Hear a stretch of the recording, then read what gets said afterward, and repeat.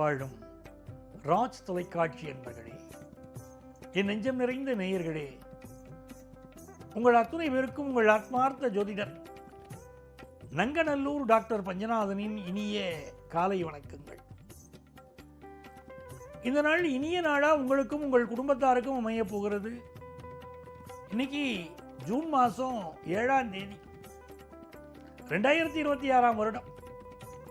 தமிழ் வருடத்திலே இது பராபவ ஆண்டு வைகாசி மாதம் 24ஆம் நாள் ஞாயிற்றுக்கிழமை. இன்னைக்கு யாருக்கெல்லாம் திருமண நாள் பிறந்த நாள் கொண்டாடுறோ உங்களுக்கு என்னுடைய வாழ்த்துக்கள். இன்னைக்கு சந்திர பகவான் சதயம் நட்சத்திரத்தில் பயணம் பண்றார். மேஷராசி என்பர்களே, மேஷராசிக்காரர்களுக்கு 11ஆம் இடத்துல சந்திர பகவான் பயணம் செய்வது மிக மிக நன்மையான ஒரு நிகழ்வு. அதுவும் ராகு பகவான் சாரத்தில் போறார்.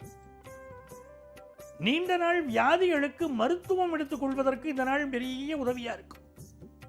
சில பேருக்கு ப்ரமோஷன் சம்பந்தப்பட்ட செய்திகள் வரும்.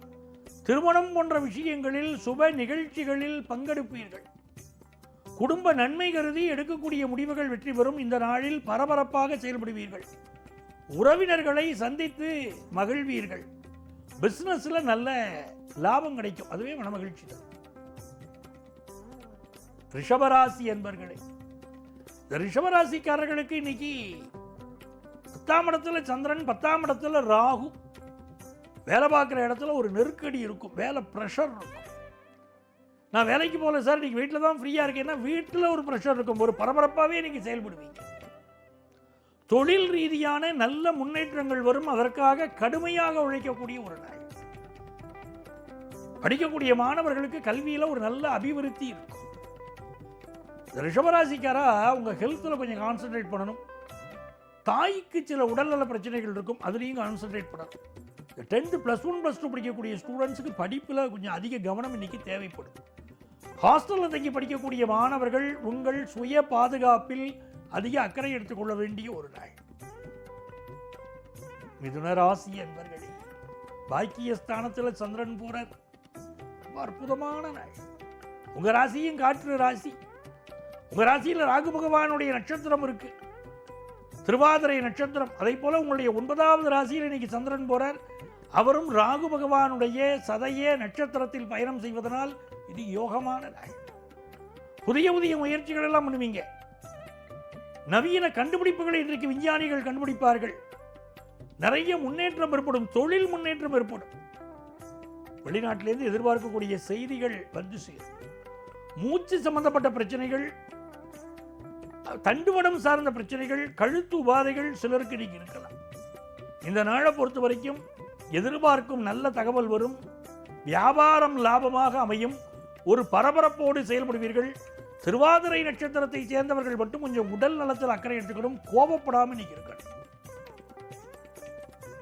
கடகராசி என்பர்களே, வாழ்க்கையில் ஜெயிக்கணும்னா விடாப்பிடியான முயற்சிகள் வேண்டியிருக்கு பாருங்க. அப்படி நிறைய முயற்சிகள் இன்னைக்கு பண்ணுவேன்.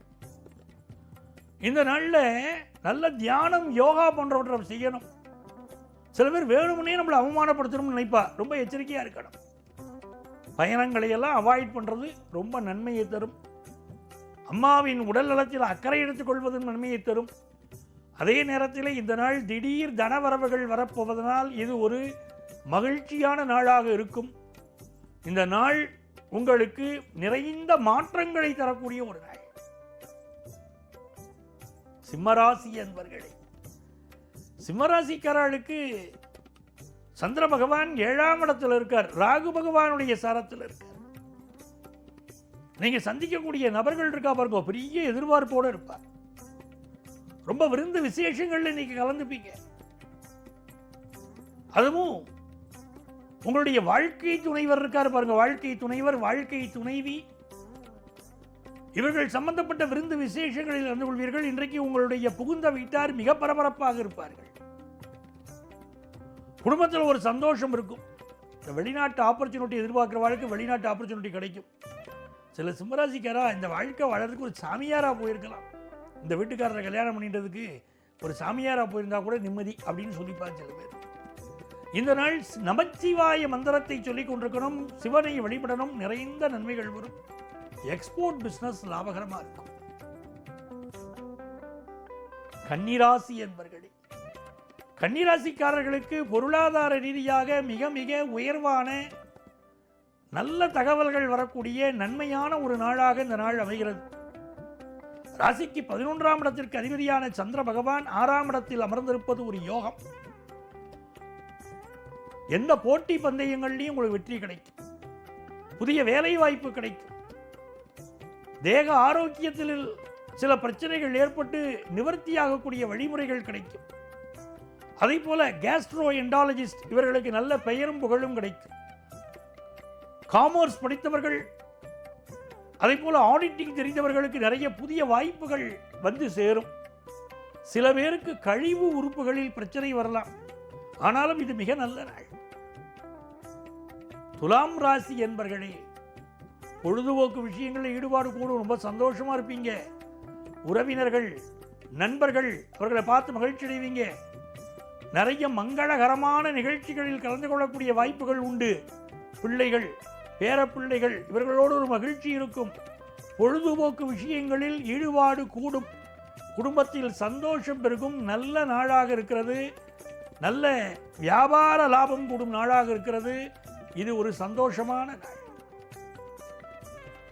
விருச்சிக ராசி என்பர்களே, விருச்சிக ராசிக்காரர்களுக்கு இந்த நாள் பரபரப்புக்கு பஞ்சமில்லை.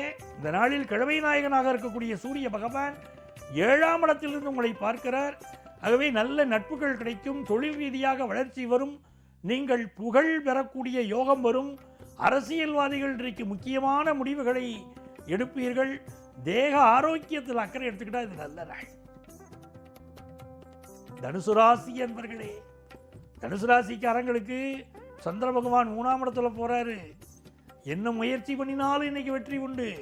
குடும்பத்தில் சந்தோஷம் உண்டு. வருமானம் உயரும். அக்கம் பக்கத்தில் இருக்கிறவங்கெல்லாம் உங்களுக்கு ரொம்ப ஹெல்ப் பண்ணுவாங்க. உங்கள் பயணங்கள் திருப்திகரமாக அமையும்.